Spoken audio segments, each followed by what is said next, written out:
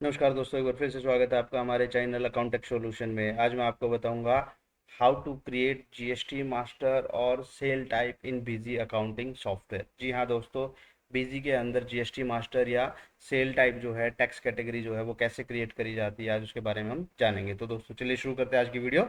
Let's start.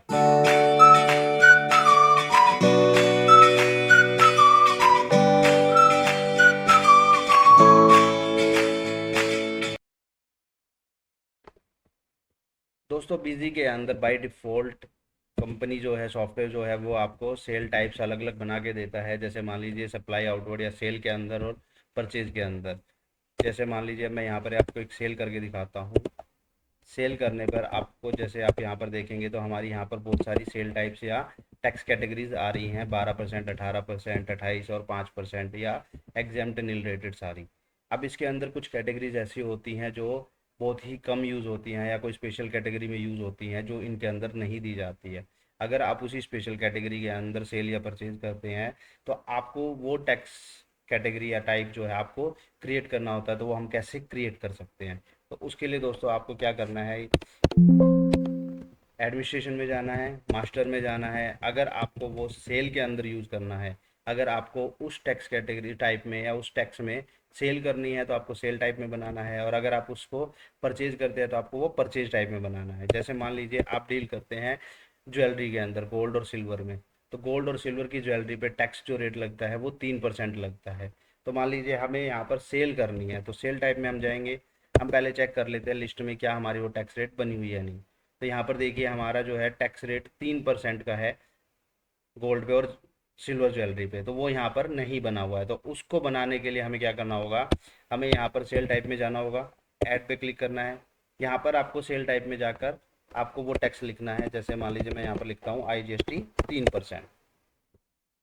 तो यहाँ पर आपको वो डिटेल्स देनी है, स्पेसिफाई सिंगल सेल्स के लिए, यस। उसके बाद टैक्सेबल है, यस टैक्सेबल आपको सिलेक्ट करना है वाउचर वाइज। उसके बाद आपको यहाँ पर IGST है तो सेंट्रल करना है, और CGST IGST जब हम बनाएंगे तो उसको लोकल पे करना है।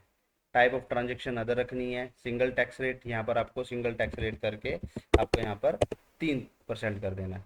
उसके बाद आपको यहाँ पर इसको सेव कर देना है। तो ये आपका IGST 3% बन गया है।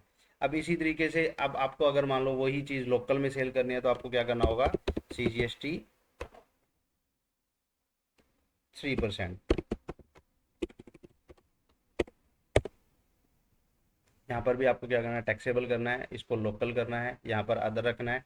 अब यहाँ पर आपको क्या है, टैक्स रेट में आपको क्या करना होगा, यहाँ पर 1.5 और 1.5 करना होगा।